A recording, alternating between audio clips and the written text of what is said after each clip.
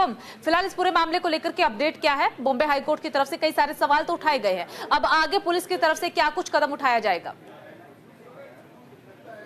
देखिए, बिल्कुल बॉम्बे हाईकोर्ट में पूरी सुनवाई पूरी हो चुकी है और अगली अब सुनवाई जो है 3 अक्टूबर को होगी। नया आदेश जो है 3 अक्टूबर के दिन इसके पर जजमेंट आएगा। देखिए, कोर्ट ने उन तमाम पुलिस कर्मियों की कॉल डिटेल रिपोर्ट भी जो है बंद लिफाफों में मांगे गए हैं, जिसपे जो उस वक्त जब ये एनकाउंटर हुआ था उस वक्त पुलिस ऑफिसर किससे बात की थी, किसको कॉल आया था, क्या कोई कॉल के माध्यम से चीजें कही गई थी, ऐसे कई सारे जो सबूत हैं वो कोर्ट ने जज ने जो है पुलिस कर्मियों से मांगे। देखिए, सवाल यही खड़े हो रहे हैं पुलिस के ऊपर कि जब एनकाउंटर करना तो सबसे पहले पुलिस जो है पैर पर और हाथ पर गोली मारती है अपने सेल्फ डिफेंस के लिए, लेकिन जिस तरह से कनपट्टी पे बंदूक लगाकर उसे मारा गया है, ये कहने के सवाल खड़े हो रहे हैं पुलिस ऑफिसर के ऊपर। उसके ऊपर देखिए सवाल ये भी खड़े हो रहे हैं कि जिस जगह पे हुई थी उसके ठीक आसपास ही अस्पताल भी, तो ये सारे कई सारे जो बातें हैं जो पीड़ित के वकील है वो उनसे पुलिस डिपार्टमेंट से पूछ रहे हैं क्या जानबूझ के प्रिपान किया गया। जिस व्यक्ति को हम कह सकते हैं कि जो एकदम उसके पैर डैमेज थे और सारी चीजें डैमेज थी, वो कैसे जो है बंदूक उठा सकता है। उसके अलावा देखिए कोर्ट ने ये भी सवाल पूछा है कि जब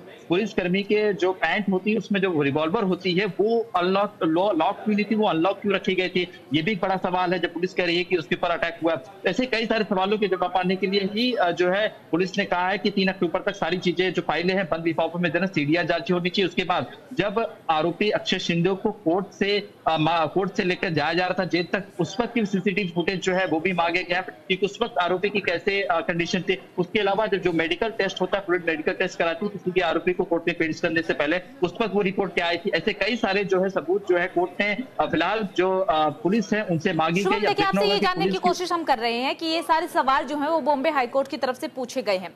याचिका को लेकर के आज सुनवाई हुई, लंबी चौड़ी सुनवाई हुई है, कई सारी दलीलें रखी गई, कई सारे सवाल पूछे गए। तो इन सवालों के बाद या फिर सुनवाई पूरी होने के बाद मुंबई पुलिस की तरफ से क्या कुछ कदम अब आगे उठाया जा सकता है? किस रणनीति के तहत मुंबई पुलिस आगे बढ़ेगी, या फिर कोई बयान उनका सामने आए इन सवालों को लेकर के कोर्ट में मुंबई पुलिस की तरफ से कोई जवाब दिया गया? देखिए, पब्लिक प्रोसिक्यूटर के हिसाब से जो वकील होते हैं वो कोर्ट में जवाब देते हैं। अब फिलहाल पुलिस को जो जिन सारे ऑफिसर जो उस वक्त वैन में मौजूद थे उनके सीडीआर रिपोर्ट देने हैं। वो ऑफिसर क्या उसी पुलिस स्टेशन के थे क्या? मत इसलिए है क्योंकि बीजेपी के और रूलिंग पार्टी के ही सारे लोग इसका महिमा मंडन कर रहे हैं और पुलिस की कार्रवाई को इंडोर्स कर रहे हैं कि सब सही हो रहा है। तो अगर ऐसा होने लगा, एक मैं ऑफिसर हूँ कोर्ट का और एक कानून का खुद को सिपाही, संविधान का सिपाही मानता हूं, तो हमारे राज्य को ये शोभा नहीं देता है। यहाँ पर कानून का राज होना चाहिए, लेकिन यहाँ पर इस तरह से महिमा मंडन करके पुलिस का राज स्थापन करने की जो कोशिश की जा रही है ये टोटली गलत है। पुलिस के इस एक्शन को कोई भी इंडोर्स करेगा और बहुत अच्छा बदला लिया गया है।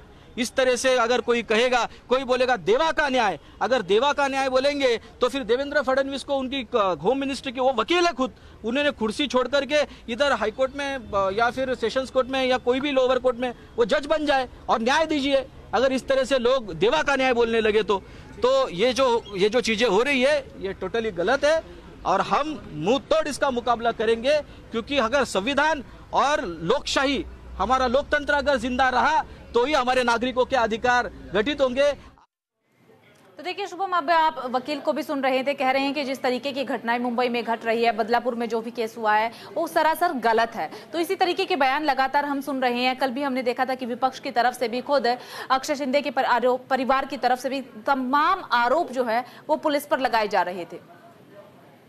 देखिए, बिल्कुल विपक्ष जिस दिन ये एनकाउंटर हुआ उसी दिन से विपक्ष सवाल साध रहा है कि क्या ये एनकाउंटर फर्जी एनकाउंटर है, क्या यूपी पैटर्न बना है क्या। देखिए, कल रात से जो पोस्टर लगाए हैं देवेंद्र फडणवीस जो महाराष्ट्र के गृह मंत्री बीजेपी के नेता हैं, उनके पोस्टर में आप देखिए कि उनके हाथ में गन मशीन जो है वो दी जाती है कि एनकाउंटर बदलापुर का बदला पूरा हो गया। तो देखिए, इसी बात को लेकर कोर्ट भी सवाल यही खड़े कर रहा है कि क्या कोई प्री प्लान के तहत किया गया था। इसी वजह से तमाम चीजें डिटेल्स जो है वो मंगाई गई।